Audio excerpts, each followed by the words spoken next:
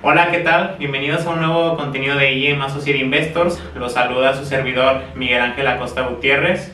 También está conmigo aquí Gabriel Lara, analista de divisas en el mercado Forex, y Miguel Alberto López Íñiguez, propietario de Mali Trader Corp. Bueno, el día de hoy estaremos abordando un tema muy importante, ya que en este video te diremos cómo armar tu portafolio de inversiones. Entonces, antes de pasar a este tema, me gustaría recalcar por qué es necesario que las personas inviertan, porque es una necesidad de todos. No sé tú qué opines, Miguel Alberto. Sin lugar a dudas, Miguel, creo que el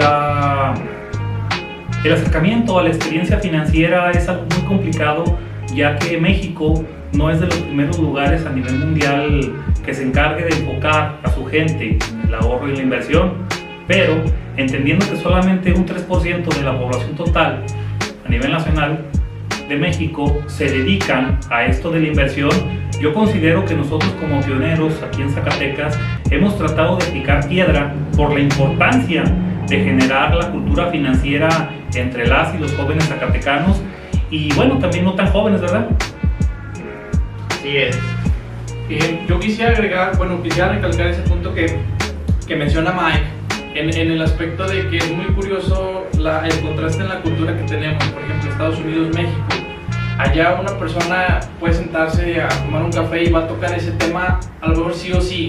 Y aquí cuando tú tomas ese tema, cuando quieres plantear como este punto de partida una plática, resulta ser algo ajeno, algo extraño, algo desconocido. Yo creo que sí es muy importante empezar a tratar la inclusión financiera, la educación, lo que es el ahorro, la inversión, como decía Mike hace unos momentos, para poder diversificar nuestro ahorro, nuestra inversión, y así no quedarnos estancados en una sola fuente de ingreso. Y pues claro, yo creo que ese es nuestro principal enfoque. Así es, precisamente uno de los principales objetivos de este canal, ayudar al aporte de las personas en estos temas de educación financiera. Entonces, bueno, ahora ya estamos hablando de las necesidades de inversión de una persona. Entonces, al nosotros referirnos a un portafolio de inversiones, básicamente nos referimos a que tú tal vez ahorraste 100 pesos, el número lo ponemos para poder sacar un porcentaje más fácil. Esos 100 pesos que tú ahorraste o que destinaste para inversiones, ¿cómo los vas a distribuir o en dónde los vas a invertir? Ya que, como dice la frase, pues no es bueno poner todos los huevos en la misma canasta. Pues yo me imagino en ese ejemplo, no sé, si se te cae una canasta, pues se te rompen todos los huevos, ¿no? Entonces, precisamente por esa razón es importante la diversificación. Entonces, que existen principalmente, yo creo que se pueden clasificar en dos tipos de inversiones, las cuales vienen siendo la renta fija y la renta variable. Entonces, Miguel Alberto, no sé si tú pudieras explicarnos cuáles son estos dos tipos, sus diferencias, sus ventajas, sus desventajas. Sí, con mucho gusto, Miguel, pero antes que nada, yo creo que la primera pregunta se genera en nuestro auditorio. Pues sí quiero invertir, pero ¿cómo le hago para invertir? Bueno, yo un texto que yo sugiero, que es obligatorio, es El hombre más rico de Babilonia. Porque lo primero que tenemos que hacer antes de la cultura financiera es la cultura de la inversión. En El hombre más rico de Babilonia te dicen que de toda la cantidad de dinero que tú tengas, necesariamente el 10% tiene que ser dedicado al ahorro y inversión. De esa forma, tú vas a capitalizar una bolsa, no sé si en un año o en 2 años, pero con puro dinero que tú dejaste de ocupar, porque te enseñaste a vivir con el 90% de todo lo que te caía. Entonces, ese es el primer inicio, Miguel. El inicio, antes que nada, es ¿cómo lo voy a hacer? Bueno, pues ya sabes cómo. El 10%, ya sea de tu quincena, de tu semana, de tu mensualidad, siempre debe ir dedicado al ahorro y la inversión. Volviendo a tu ejemplo, después de muchísimo tiempo, leí El hombre más rico de Babilonia y por fin tengo mis primeros 100 pesos. ¿Cómo lo vamos a diversificar? Habilidosamente, dice Miguel, hay dos formas: la renta variable y la renta fija. En el caso de la renta fija, se distingue porque es a largo plazo o a plazos de 30, 60, 120 o hasta un año, y tiene un porcentaje de ganancia fijo. Tal vez pueda variar un poco dependiendo si lo quieres a 3, a 6 o a 1 año. Pero se considera que la renta fija actualmente es el instrumento de inversión el cual tiene muy poco riesgo o nada de riesgo. En la contraparte está lo que conocemos la renta variable. En la renta variable es un poco más complicado porque ya se involucra algo que todo el mundo conoce nada más porque he escuchado, que es Wall Street o que es las principales bolsas de valores del mundo, en las cuales tú necesariamente tienes que armar un portafolio dependiendo, uno, del nivel de riesgo que tú quieres asumir dentro del portafolio. Otro punto importante es la edad que tú tengas, ya que no es lo mismo que yo empiece un portafolio a los 18 a que lo empiece a los 75 o a los 60, que es un caso de un inversor que tuvimos aquí en Mali Trader Corp. Entonces, en rasgos muy generales, esos son la distinción entre renta variable y renta fija. Muy bien, Gabriel, no sé si tú pudieras aportarnos algo respecto a estas diferencias de ventajas y desventajas de estos dos tipos de inversión. Pues yo creo que todo se resume a tu perfil, como ya venimos diciendo. En un caso muy personal, yo trato de meterlo todo a una renta variable, a lo mejor dejar solamente un 10% en renta fija, pero es por mi perfil. A mí a lo mejor no me gustaría un ingreso seguro del 5% anual, ya que dadas los temas de la inflación, etcétera, pues no me vendría muy conveniente. Entonces yo en lo personal eso es lo que hago, meter la mayoría de mi capital, que actualmente está en renta variable y en acciones bastante volátiles, pero ahora es porque yo acepto el riesgo. Yo sé que si mañana estoy en rojo, yo sé que tengo controlado eso financiera y psicológicamente. Así es. Bueno, y también nos gustaría tocar el tema acerca de la rentabilidad, las diferentes rentabilidades que puedes obtener en estos tipos de inversiones, porque por ejemplo cuando escuchamos la renta fija, que es un rendimiento ya garantizado y en un plazo de tiempo ya definido, a lo mejor nos suena más atractivo el hecho de que ya tienes un rendimiento garantizado. Sin embargo, pues existe algo que se llama el riesgo-beneficio. ¿Qué quiere decir esto? Que por lo general cuando nosotros invertimos, entre más riesgo exista en ese activo, tenemos más probabilidades de generar un rendimiento mucho más alto, un rendimiento mucho mayor. Entonces es eso con lo que debemos de jugar o de analizar para tomar decisiones sobre cómo distribuir nuestro portafolio de inversiones, ya sea en activos financieros de la bolsa, de renta variable, algunos CETES, como poniendo el ejemplo de la renta fija, o inclusive si hablamos por ejemplo de terrenos, inversiones inmobiliarias, que también tienen su lado bueno, el hecho de que es una inversión un tanto segura, que te va a dar unos buenos rendimientos, pero como todo también tiene sus desventajas, que es el lado de que es un mercado que no tiene mucha liquidez, que no es tan fácil de vender, o que a veces puedes vender a un precio de oferta o a un remate, lo cual también le quitaría tu rendimiento. No sé tú qué opinas. Sí, sin lugar a dudas. Creo yo que lo primero que cualquier gestor de cartera o cualquier mentor te tiene que pedir a ti es de que platícame cómo vives. Porque mediante el cómo vives es como vamos a construir ese portafolio.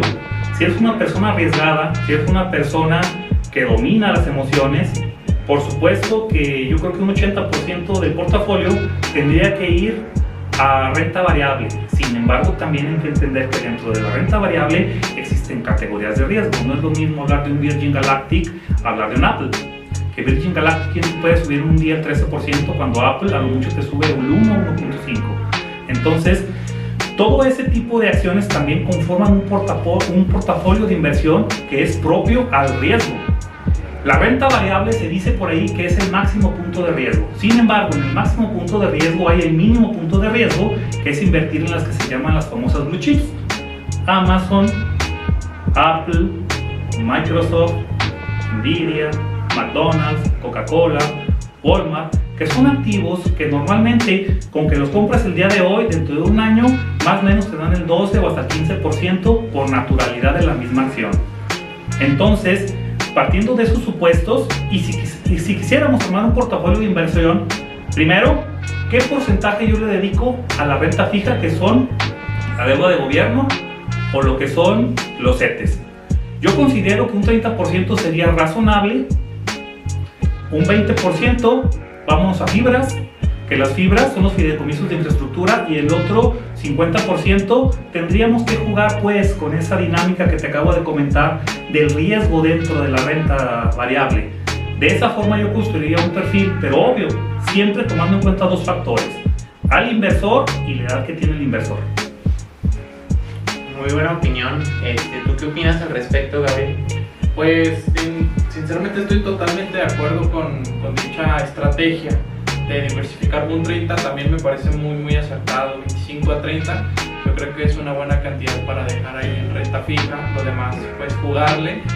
Ponía el ejemplo de Virgin Galactic, que yo por ejemplo traigo una acción de esa empresa y efectivamente es muy volátil, o sea, de pronto está en -5, de pronto ya está en +15, pero todo se resume a tu perfil, a cuánto riesgo estás dispuesto a tolerar y cuánta emoción, cuánto riesgo psicológico también estás dispuesto a asumir.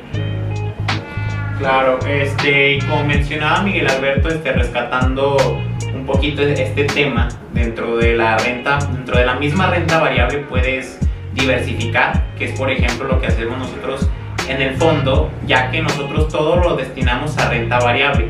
Sin embargo, dentro de esa renta variable, nosotros mantenemos un porcentaje en liquidez. Este porcentaje lo que hace es darnos, pues sí, tener una parte que no se arriesga, o incluso una parte para aprovechar futuras posibilidades de inversión que se presenten. Y dentro de lo que nosotros tenemos invertido, como lo decía Miguel, nosotros tenemos constituidas acciones de dividendos, que son acciones que te pagan trimestralmente una parte de sus ganancias. Tenemos estas blue chips que son unas empresas más sólidas, y estas acciones también de crecimiento, que son las de mayor riesgo, como mencionaba Miguel, por ejemplo Virgin Galactic, que es una acción que nos puede dar muchos rendimientos. Y sí quiero comentar esto porque a veces en las redes sociales compartimos nuestras operaciones. Entonces, por ejemplo, si en Virgin Galactic doblamos la inversión, hacemos por ejemplo un 100% de rendimiento, no es respecto a todo el portafolio, solo a una parte de ese porcentaje, porque nosotros estamos asumiendo una pequeña parte del portafolio a ese riesgo de volatilidad al que se expone Virgin Galactic. Entonces, entre toda nuestra diversificación del portafolio, nosotros lo que buscamos es generar un 20% anual, pero una vez que ya esté diversificado este portafolio. Así como comentaban también respecto a la edad, el perfil del inversor, del riesgo, sí es muy importante, porque tal vez nunca va a haber una regla que te diga qué porcentaje debes de tener en cada cosa. Depende, por ejemplo, más que nada del riesgo que tú quieras asumir, para así poder estar dividiendo el monto que tú estás destinando a la inversión. Entonces, no sé si quisieran aportar algo ya para concluir.